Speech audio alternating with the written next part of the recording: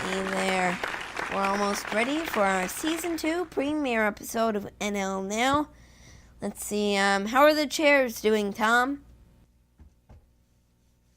How is my favorite grandson doing over at the soundstage? We're all good over here, Pops.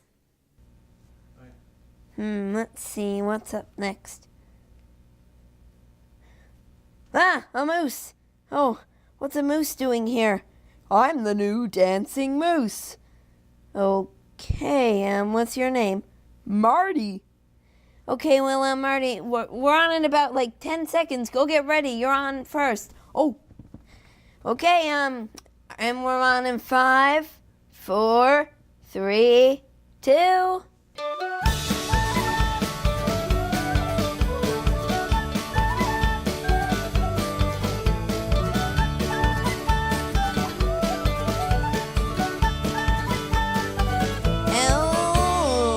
Folks, and welcome to the NL Now Season 2 premiere. I hope all of you had a great summer. I know I certainly did. I took a trip to Nova Scotia to visit some of my relatives, and just after Season 1 ended, we had, of course, the big fundraiser, which we'll see more of later in the episode, and I attended some cool events, and yeah, so my summer was great, but now we're all back to work here in the NL Now studio.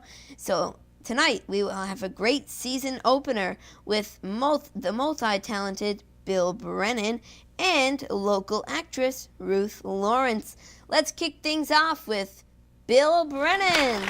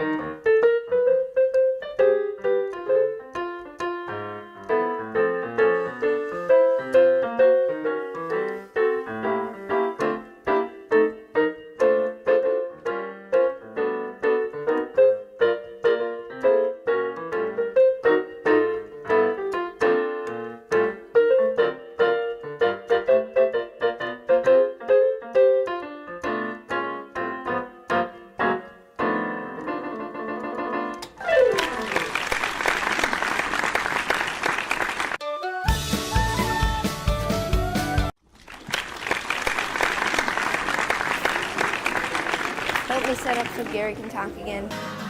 Why not always fighting and wars that never cease? Will we ever see some changes or have peace in the Middle East?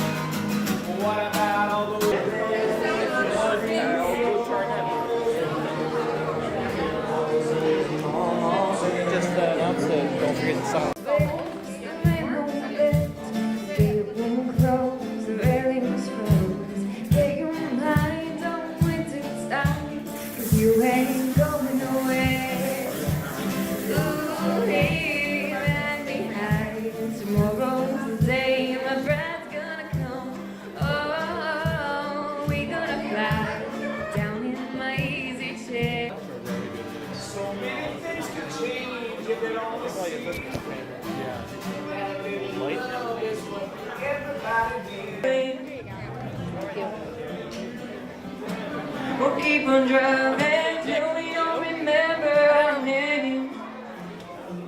Couldn't learn to love, and I hate myself now. There's no excuses, you learn.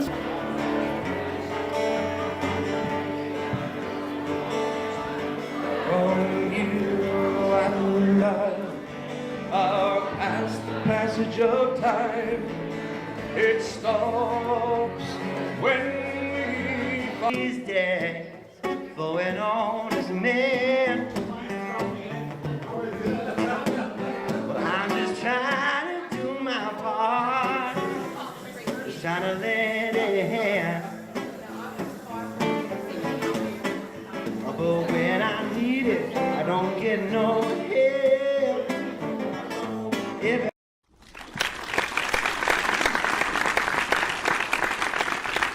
Welcome back to the show. With me now is a woman I am sure everyone in our arts community will know.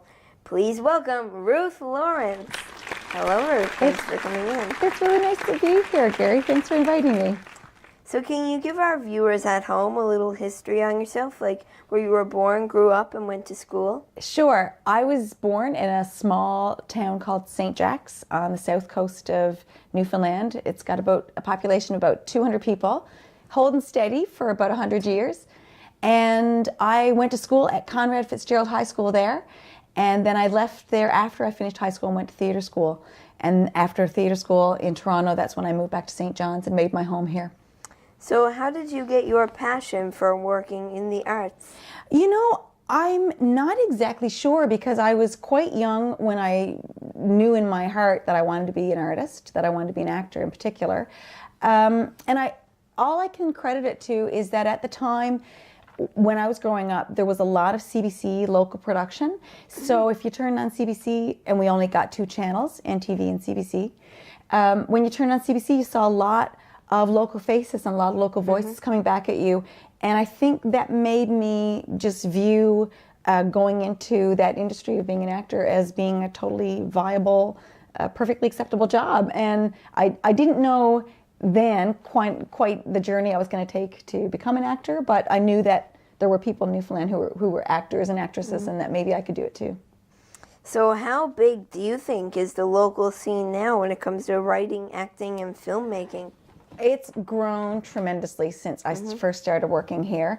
Certainly from the time I came home, which was over 20 years ago, back from theater school, it's just enormous, really, compared to the kind of scene that we had then. You could see the beginnings of it, and all the incredible performers, like all the performers in Codco were just kind of getting their start, and Benny Malone, like I used to read about them in the Newfoundland Herald.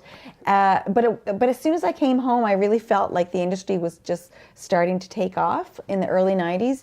And as we got into the 2000s, well, you can see what's happened now. We have feature films, TV shows, tons of short films, all happening kind of on a regular basis, actually. I think last year was our biggest film production year ever, so it's pretty extraordinary to see how far it's come.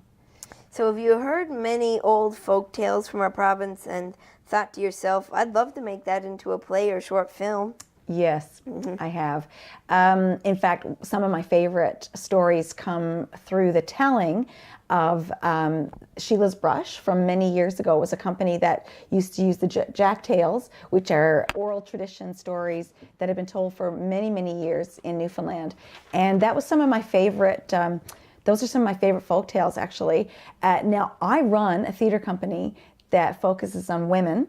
And so when I started looking a couple of years ago for what was out there that had women and girls at the focus of the stories, I had to go a bit further afield. So most recently, and you probably have heard about this from some of your friends, I oversaw and produced and I performed and adapted in a play called Kate Crackerberry, which is a Scottish folktale originally called Kate Crackernuts. And I took that and adapted it to the Newfoundland setting because it's a very strong story about empathy and friendship and love between two sisters. And that was a story that I really wanted to tell. There's many more out there from around the world. So those are the ones that I've sort of been focusing on now. The next one has its roots in Czechoslovakia, so I'm looking forward to working on that too. So what do you think sets our arts community here in Newfoundland from the rest of Canada? I think what sets us apart is the combination of the people here. We have a strong Aboriginal, sorry, I'm going to say that over. I think what sets us apart is the combination of all the people that we have here. We have a really strong combination of Indigenous people, European settlers that came over, and I think when all of that comes together, I think it's created a really interesting mix in Newfoundland, and it's really defined our culture. And now that you see people from many other cultures come to Newfoundland, it'll be really quite extraordinary to see in 50 years to 100 years where that really takes the direction of our culture, because I think it's going to have a profound impact on us, and I think it's pretty exciting. If you could give our current government one piece of advice, what would that be? I think our most valuable resource are our people, and that's all our people. I'm not just including artists, but of course that's the community that I know best. And in fact, I think maybe they should go to the communities and the industries in our province and see how best to support them and how best to help them grow, because that's what I see needing more attention, really, is that the impact that the government can have on supporting, at least from my perspective, the arts industries. And I think that if they did go down that road and consult with us, we could actually work together to have lots of prosperity in Newfoundland. If someone came up to you, if a film director came up to you and said, "Why is Newfoundland a great place to film my movie?" what would you say to them? Well, I think it's a great place to film here because we have incredible talent behind the scenes and in front of the scenes.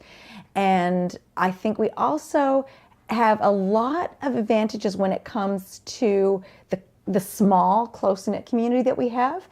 There isn't anything yet that someone's kind of put to us in the filmmaking world that we haven't been able to conquer. So I think we've proven ourselves quite well, and I think more people are going to start to come and take advantage of it. Now, Ruth, we are going to play a little game called Get to Know Me. I like to play this with all of my guests. So I will ask you 5 questions, and you'll come back with the first thing that pops into your head. Okay, I'm ready. Okay. Yeah. Favorite food? Bananas. Favorite color? Blue. Favorite movie? My favorite movie for a long time has been a movie called Like Water for Chocolate. And your favorite spot to hang out in St. John's? Oh, that's easy. It's the LSPU Hall. And finally, your favorite song to sing out loud to when you're alone in the car? I sing a lot of songs alone in the car, but my favorite one would be an old one by Sinead O'Connor and Prince called Nothing Compares to You. Well, that was great, Ruth. Now, before you go, we have to take a selfie.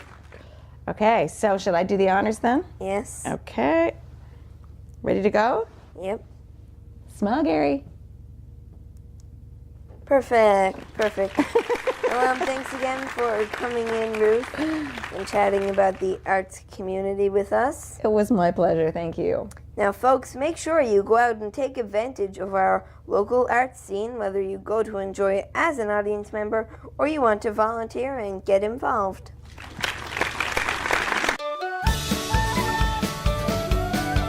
Welcome back to the show.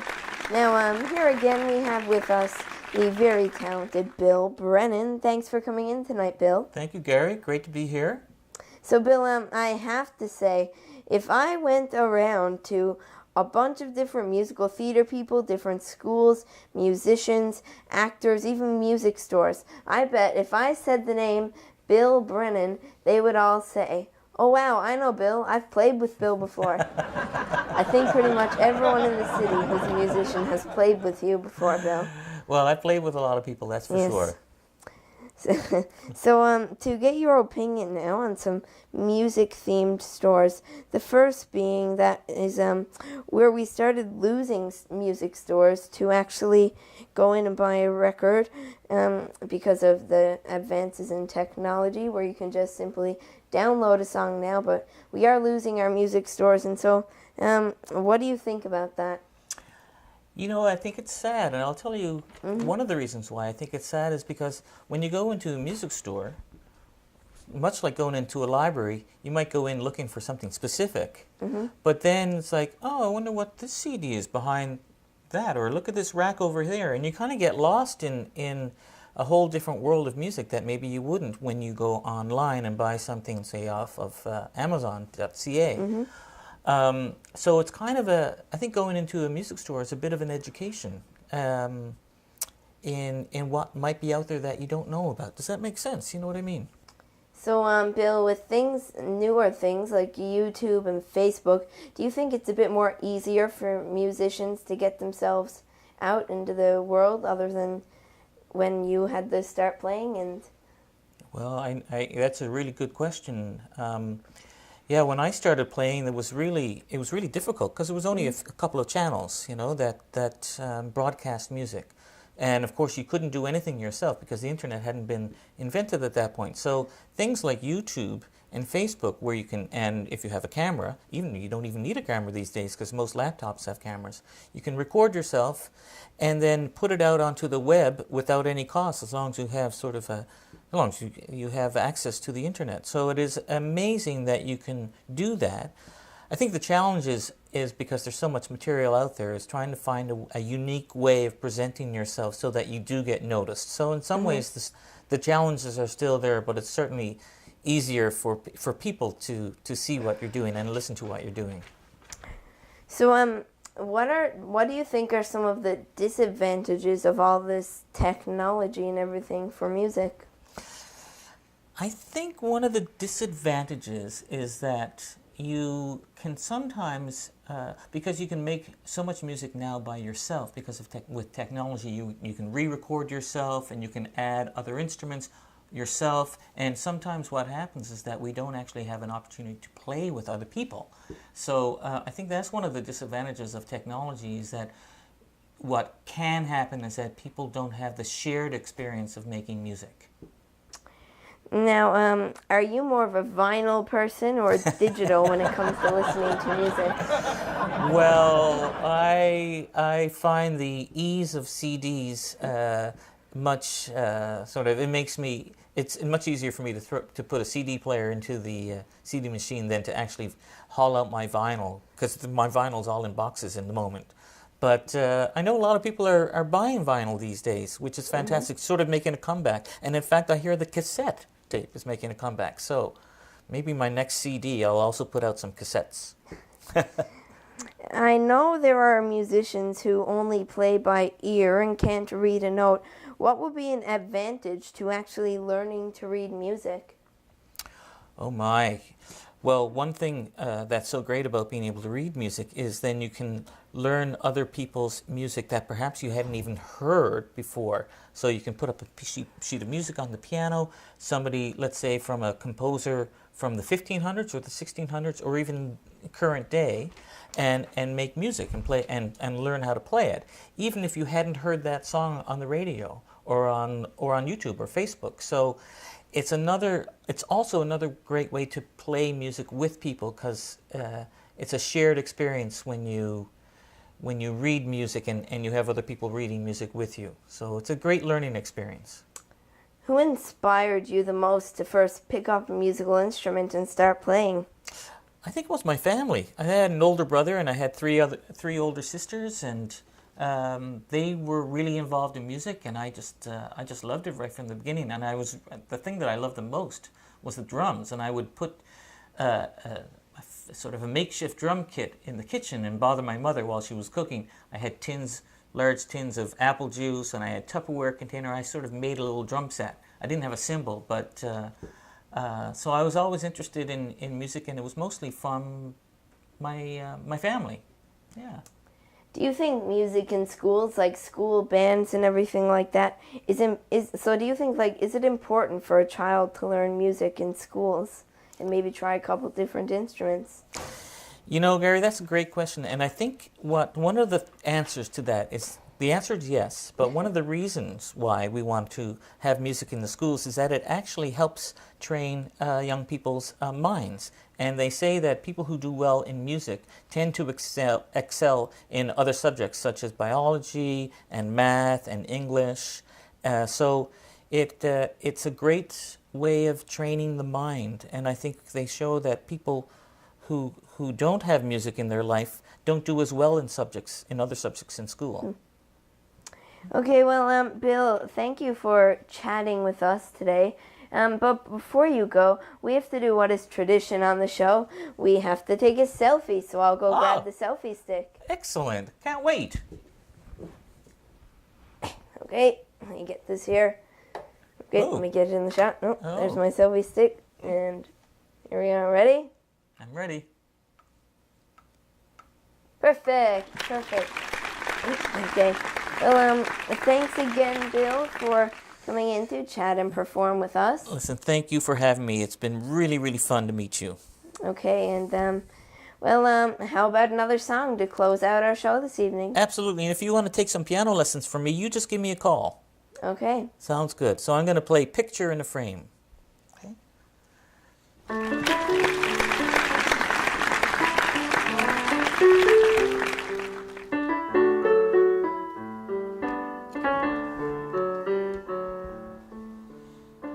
Sun come up, it was blue and gold.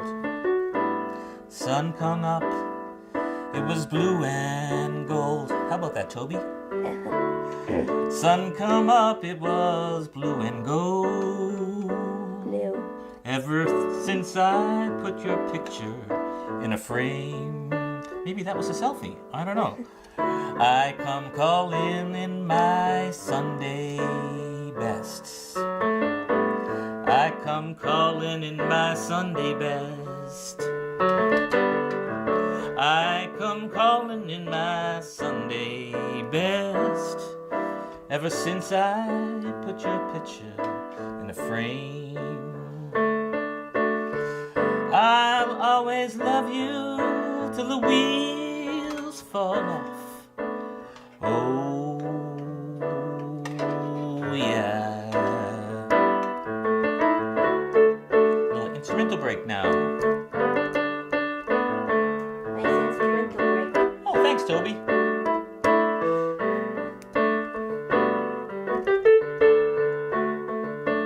This is a song by Tom Waits. Cool.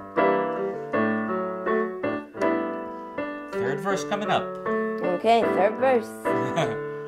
I'll always love you, and you know I will. I love you, Toby. I'll always love you, and you know I will. I'll always love you, and you know I will. Ever since I put your picture in a frame. In a frame. I'll always love you, and you know I will. Ever since I put your picture in a frame. Ever since I put your picture in a frame. Big finish. Okay. Ever since I put your picture in a frame.